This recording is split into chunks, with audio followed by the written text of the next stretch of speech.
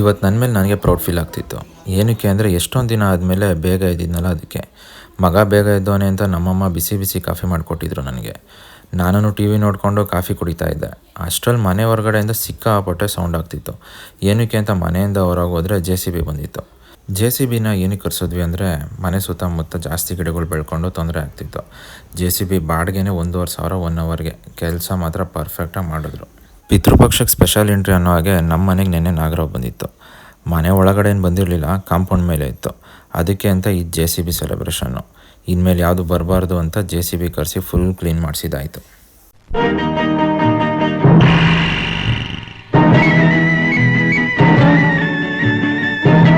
ಇದೆಲ್ಲ ಮುಗಿಸಿ ಪಿತೃಪಕ್ಷಕ್ಕೆ ಶಾಪಿಂಗ್ ಮಾಡೋಕ್ಕೆ ಅಂತ ಮನೆಯವರೆಲ್ಲ ಹೊರಗೆ ಹೋದ್ವಿ. ಅಷ್ಟರಲ್ಲಿ ಸಂಜೆನೇ ಆಗೋಗಿತ್ತು. ಪಿತೃಪಕ್ಷ ಎಲ್ಲರೂ ಮಾಡೇ ಮಾಡ್ತಾರೆ. ಕೆಲವರು ಇದನ್ನು ಹಿರಿಯೂರು ಪೂಜೆ ಅಂತಲೂ ಕರೀತಾರೆ.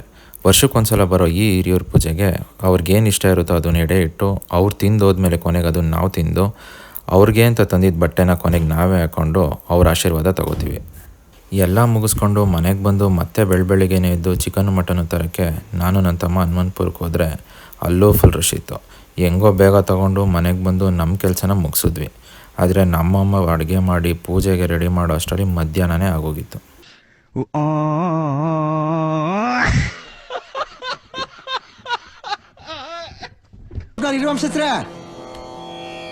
ನಿಮಗೆ ಮಾಡಿರೋ ಉಪಚಾರದಲ್ಲಿ ಏನಾದರೂ ಕಮ್ಮಿ ಆಗಿದ್ರೆ ಮನ್ಸಿಗೆ ಹಾಕಳ್ದೆ ಅವ್ರ ವಂಶನ ಯಾವ ಒಳ್ಳೆ